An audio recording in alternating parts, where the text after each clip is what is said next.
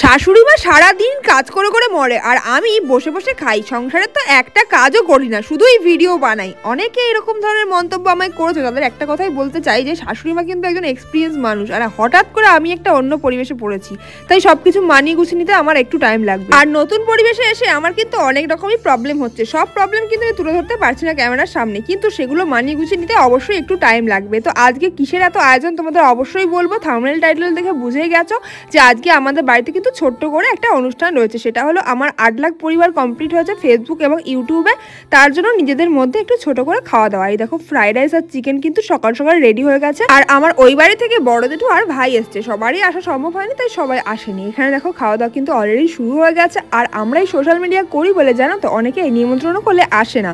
কারা সেটা বলতে পারবো না, পরিবারের লোক বলতে সেরকম কেউ না, কিন্তু অন্যান্য লোকেরাও পাড়া প্রতিবেশী বা অন্যান্য কিছু লোক আছে যারা কিন্তু এই সোশ্যাল মিডিয়া করি বলে আসতে চায় না। যাই হোক সেগুলো পরের কথা।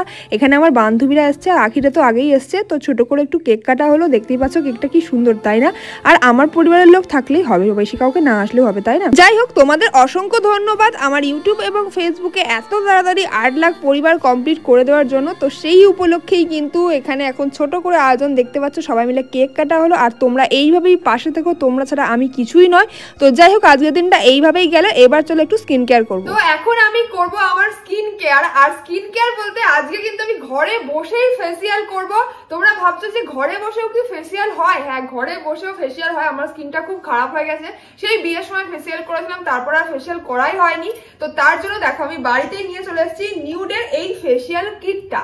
আর সত্যি কথা বলতে আমি তো খুব মেকআপ করি, জানো বেশি মেকআপ করলে আমাদের স্কিনের একটু যত্নের দরকার আছে।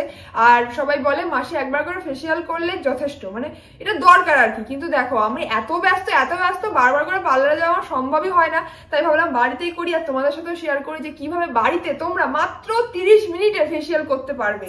তার জন্য এই যে নিউডের এই ফেসিয়াল কিটটা আমার কাছে রয়েছে, আর এতে কিন্তু লেখাও রয়েছে তোমাদের এটা কিভাবে ইউজ করতে হবে। এখানে দেখো 6টা ইজি স্টেপ রয়েছে, তো আমি স্টেপ বাই স্টেপ ইউজ করবো আর তোমাদের সাথে শেয়ার করবো। তো দেখো কিভাবে ইউজ করব। এটা হলো নিউডের 30 minute DIY makeover facial kit, যেটা একদম ডায়মন্ড গ্লো দেবে। আর এটা ঘরে বসেই তোমরা খুব ভালোভাবে ইউজ করতে পারবে।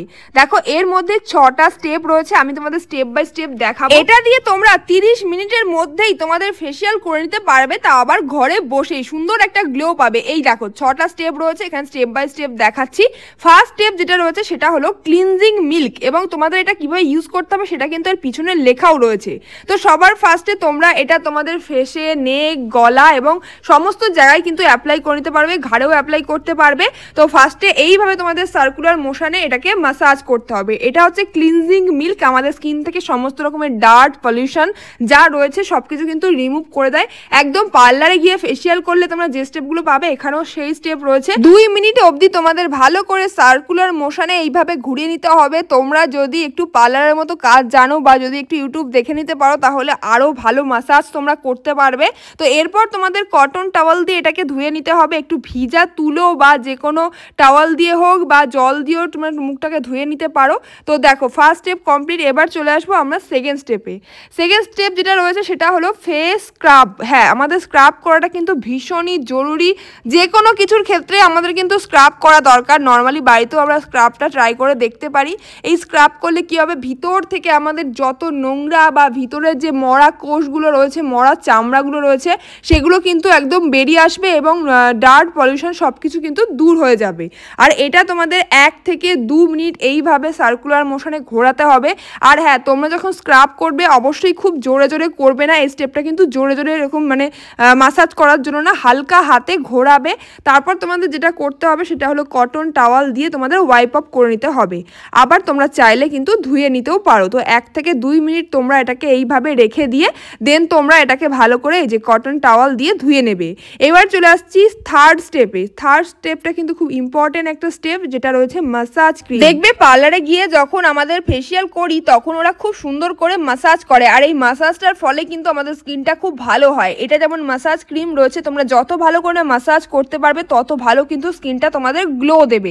আর 10 মিনিট পর্যন্ত তোমরা সার্কুলার মোশনে এইভাবে ঘোরাতে থাকবে যতক্ষণ না পর্যন্ত এই ক্রিমটা তোমাদের স্কিনের মধ্যে অ্যাবজর্ব হয়ে যাচ্ছে, পুরোপুরিভাবে টেনে নিচ্ছে, ততক্ষণ না পর্যন্ত তোমরা এইভাবে ঘোরাতে থাকবে। আর এটাকে জল দিয়ে তোলার দরকার নেই, এইভাবেই তোমরা রেখে দেবে।